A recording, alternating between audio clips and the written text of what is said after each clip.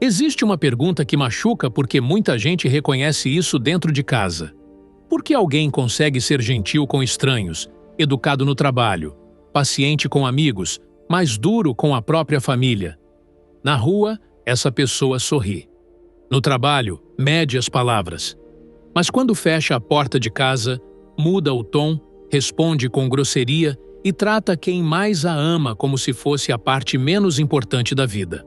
E a pergunta mais difícil é esta: por que o melhor lado de algumas pessoas aparece para quem está longe, enquanto o pior lado sobra para quem está perto? Isso não acontece apenas com pessoas más. Em algum grau, todos nós usamos filtros sociais. Com estranhos, pensamos antes de falar. Controlamos expressões, escolhemos melhor as palavras. Sabemos que uma reação ruim pode custar respeito, imagem ou oportunidade. Mas dentro de casa, essa vigilância diminui. Com quem é íntimo, a pessoa relaxa os filtros, baixa a guarda, para de sustentar o papel social que mantém lá fora. E quando esses filtros caem, não aparece apenas quem ela é. Aparecem também as feridas que ela nunca aprendeu a cuidar. Aparece a impaciência acumulada, o cansaço engolido durante o dia, a insegurança disfarçada de irritação e a frustração que ela não teve coragem de enfrentar em outro lugar. E então quem está perto vira alvo do que não foi resolvido por dentro.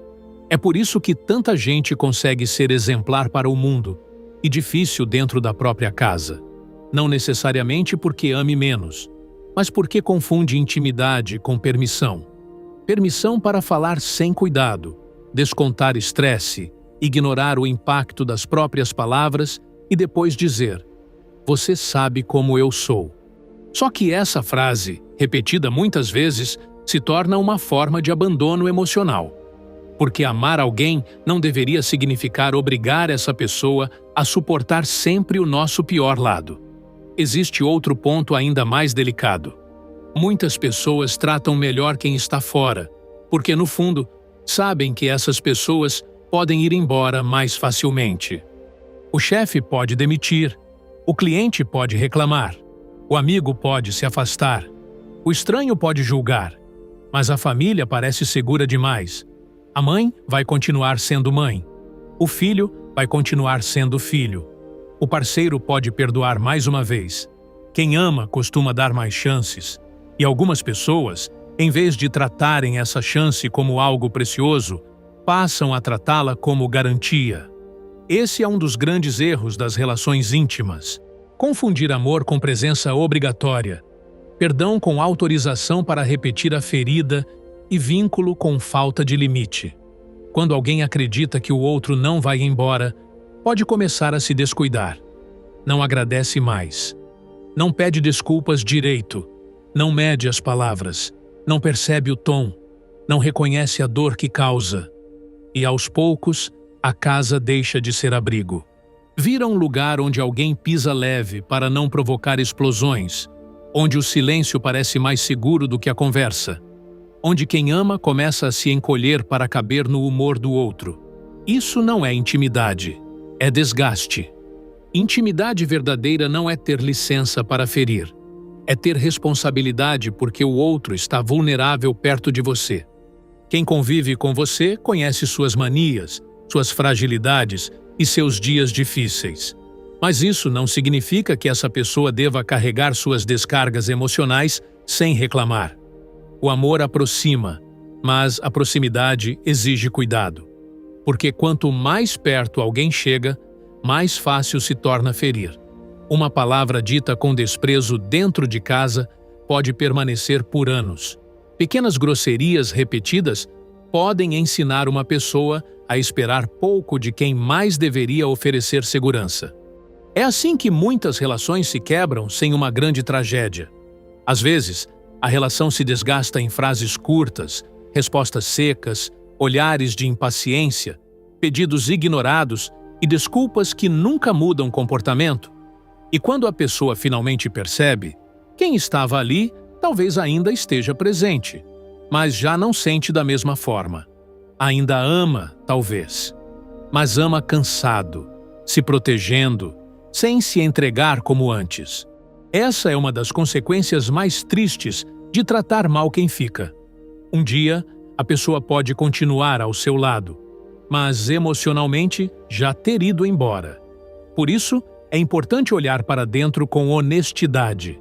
Como você trata as pessoas quando não precisa impressioná-las? O seu tom dentro de casa combina com o amor que você diz sentir? Você oferece aos desconhecidos uma versão educada e à família uma versão descuidada? Essas perguntas não servem para gerar culpa vazia. Servem para trazer consciência. Todo mundo tem dias difíceis. Todo mundo falha. O problema não é errar uma vez.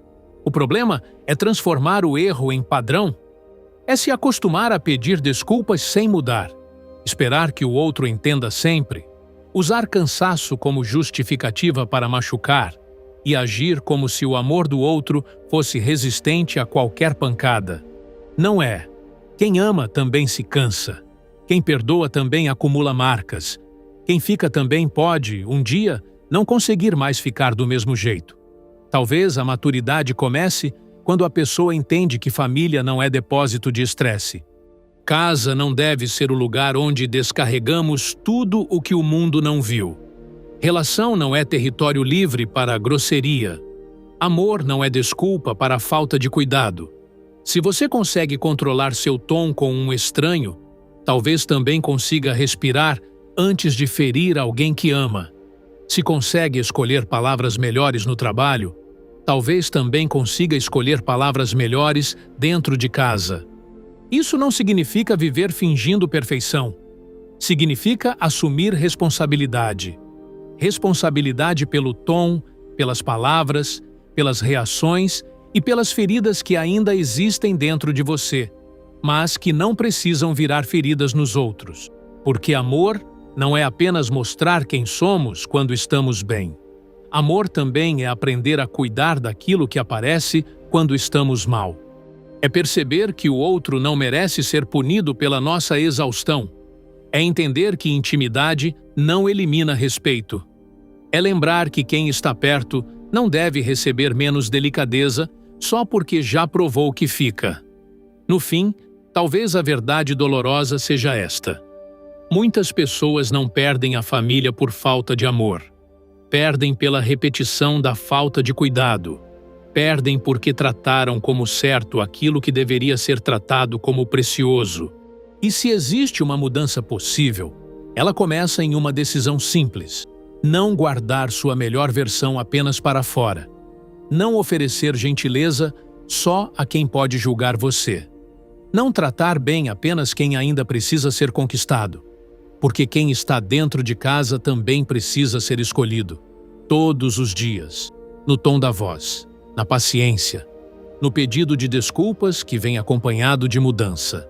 Então, antes de dizer "eu sou assim", talvez valha perguntar: quem eu estou obrigando a suportar aquilo que eu ainda não aprendi a curar? Porque amor não é só permanecer. Amor também é cuidar para que permanecer não doa tanto.